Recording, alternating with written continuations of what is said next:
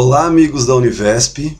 Gostaria de conversar com vocês hoje sobre as novas situações do Projeto Integrador 4 para a Pedagogia devido à situação de pandemia no estado de São Paulo, onde as escolas públicas estão numa situação de quarentena, que provavelmente deve ser estendida por um tempo mais prolongado.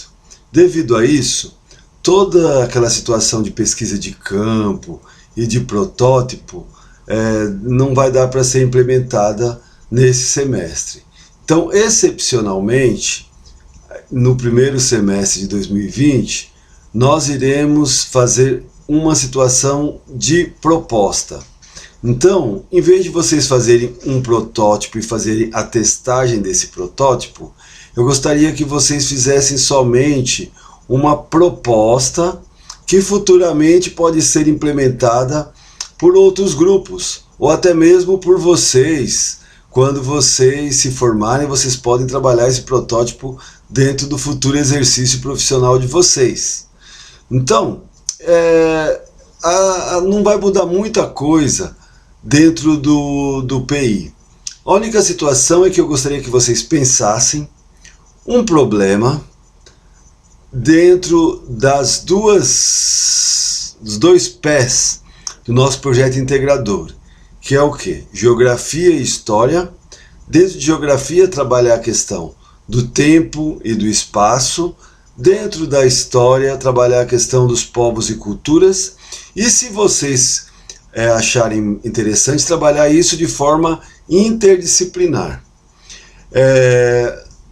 Veja só, se for para você fazer uma coisa tradicional, como a escola já faz, não é necessário você fazer um projeto integrador. O projeto integrador é interessante você realizá-lo dentro de uma proposta inovadora. Então pegue um problema que está ocorrendo dentro do ensino fundamental.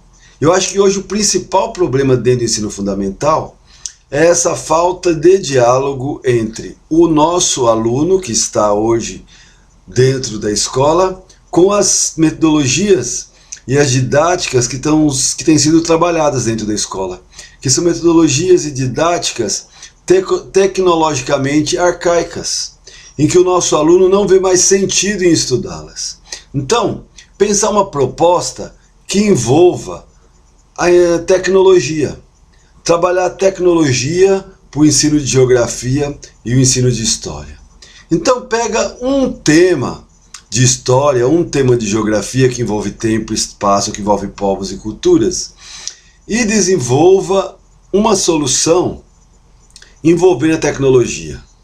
Então, você vai aplicar isso agora? Não, mas vai ficar como uma proposta para você aplicá-la mais para frente, para os seus companheiros da Univesp assistirem os seus vídeos e aplicarem essa proposta em um contexto que esteja mais tranquilo. Então, gente, eu vou dar alguns exemplos. Um dos exemplos que eu dei está no texto em que eu trabalho o projeto integrador como estratégia para trabalhar a questão do tempo e do espaço, que é o nosso texto básico da semana 2, em que eu faço um tracking. Então eu faço um tracking, que é uma caminhada na rua, utilizando o Google Maps, pego o Google Maps, tiro várias informações do Google Maps e faço uma carta de direcionamento para os grupos. E aí os grupos vão andando na rua, e quando eles chegam em determinado local, eles tiram uma foto e mandam para o professor. Aquela foto chega o local onde ele está e o tempo onde ele passou. Então, com isso, o professor ele pode saber se o aluno passou no tempo certo, porque um tracking você não pode passar nem antes e nem depois, tem que ser um tracking de regularidade. E se ele está no local certo, se ele conseguiu se localizar no espaço. Com isso a gente trabalha tempo, a gente trabalha espaço e a gente trabalha o que o João Batista Freire chama de educação de corpo inteiro. Porque o aluno, ele trabalha a questão corporal, de se movimentar, de se localizar no espaço, de observar a paisagem, conceitos da geografia que são importantes para o aluno entender tempo e espaço, não é? Uma outra atividade, um outro exemplo que eu gostaria de compartilhar com vocês, também está na aula 4, que é a questão dos povos indígenas que habitaram o nosso estado de São Paulo. Então eu peguei uma lista com nomes de polos da Univesp de todo o estado de São Paulo, polos que possuem nomes indígenas, não é? E aí eu fiz um exercíciozinho, essa fichinha acho que tem 30 nome de polos, e aí você vai fazer o seguinte, você vai colocar o que você acha que significa. Então tá lá, polo de Itapetininga, o que você acha que significa? Ah, sei lá, Ita é pedra, Pet, sei lá, vou brincar com vocês agora, Pet é cachorro, Ninga, Inga, sei lá, seringa. Então seringa do cachorro da pedra, tô falando uma coisa louca, porque eu errei, obviamente, né?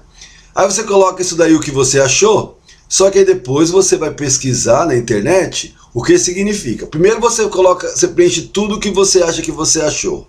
E depois tudo o que você acha, aí depois tudo o que é na realidade. E você vai colocando os seus acertos e erros, não é?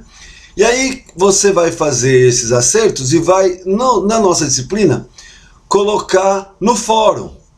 E aí no fórum você vai colocar os teus acertos e os teus erros. Isso vai fomentar uma discussão entre o grupo todo. Vai dar boas risadas, né?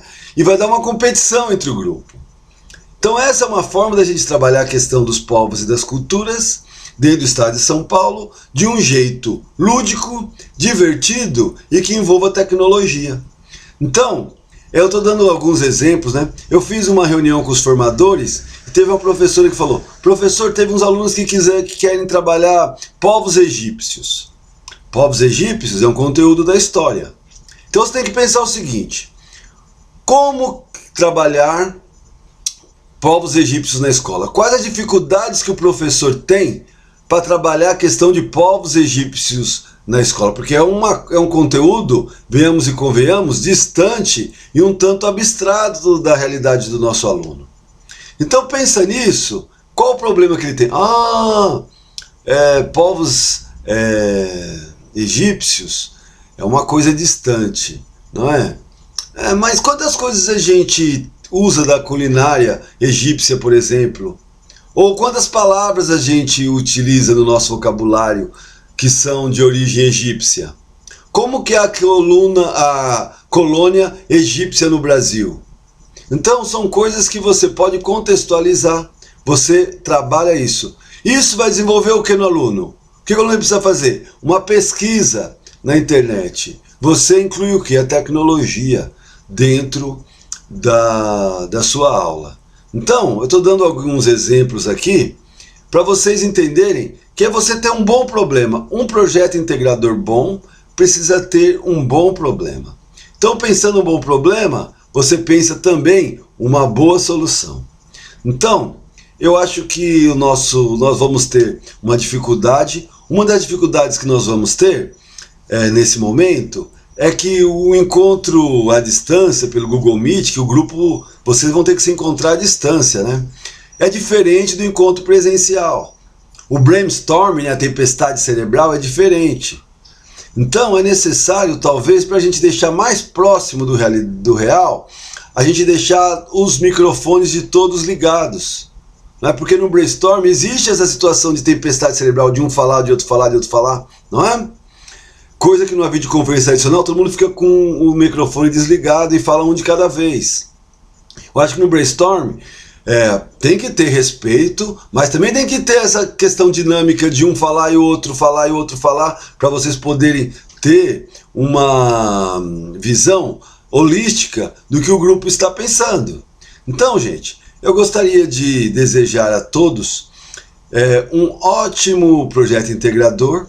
E eu sei que nós estamos passando por tempos difíceis, tempos que às vezes nos deixam um tanto que deprimidos, depressivos, não é? Por estar em quarentena, muitas pessoas em quarentena, essa situação deixa a gente um pouco entristecido, mas todas as dificuldades trazem novas possibilidades. E eu vejo que esse momento que nós estamos passando é uma nova possibilidade de aprendizagem e uma nova possibilidade de capacitação. Confio muito em vocês e confio muito na qualidade dos nossos projetos integradores que serão apresentados nesse semestre. Muito obrigado a todos e estou à disposição para vocês, para dúvidas, para qualquer tipo de esclarecimento. Muito obrigado e um abraço.